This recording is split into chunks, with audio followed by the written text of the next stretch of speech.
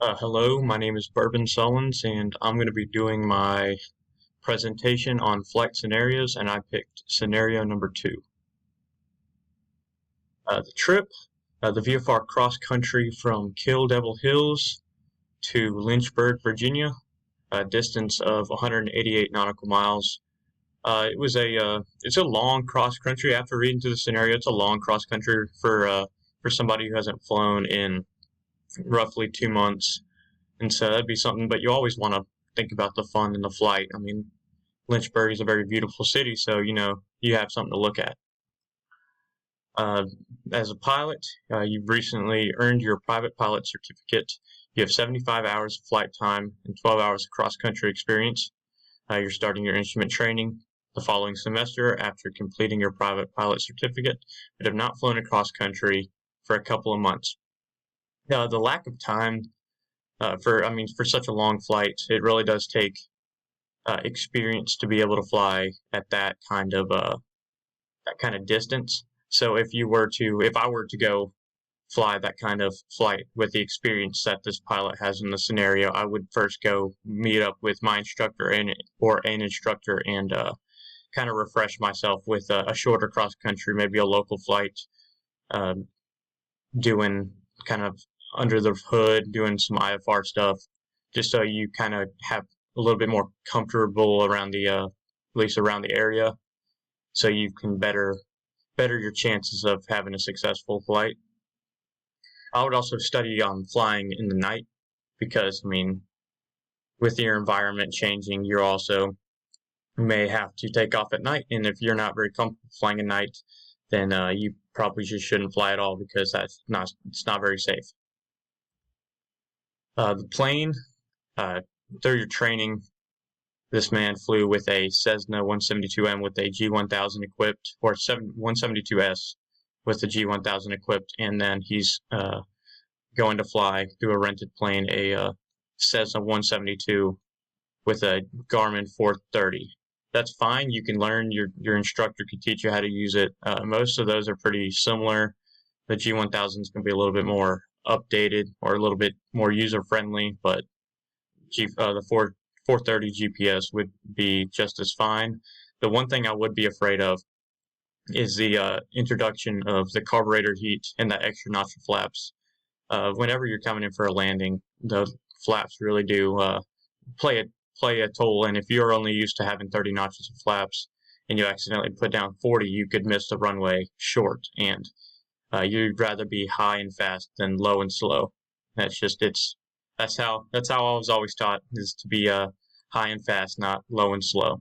So you always want to be a little bit more comfortable, and that's where checklists come involved. If you are flying a new plane for this one, it's not fuel injected, it's a carburetor.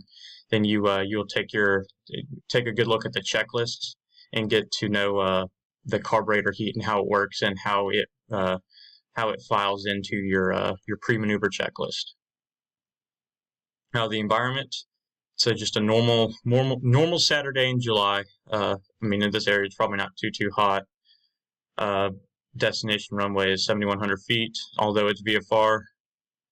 Well, today it's about 90 degrees Fahrenheit. Density altitude of 2,500. Visibility of 8 miles. The one thing I would look forward, especially here, is the 14 knot crosswind. If you're not comfortable flying in the crosswind, then you definitely do delay your flight.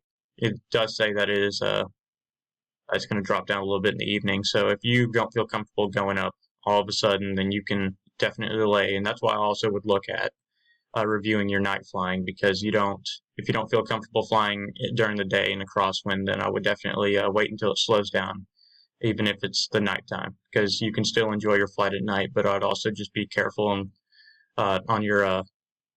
how you are going to take that flight. And I would also make sure you study up on the NOTAMs and the airport diagram, and make sure that you are up to date with what the airport you're taking off from and the airport you're going to be arriving to. Make sure you know what those look like when it comes to with the way the runways are laid out, and any terminal data that you may need to know.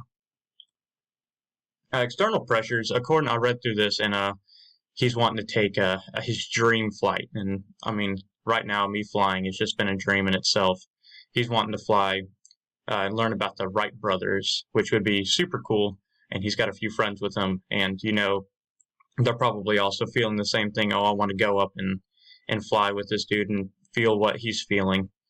And but again, thinking about the weather and thinking about all these different things are probably going to put a decent amount of stress on them. So as a pilot, you want to put yourself in a position to make the best decisions possible, even if it means canceling your flight or pushing it back.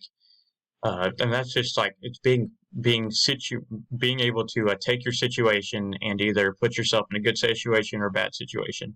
Especially if you're not the only one in the plane, you also have to think about others. But your main goal is to fly the plane. If you don't feel comfortable flying the plane, then you don't need to fly the plane. And if you haven't flown across country in a few months, you shouldn't like risk flying.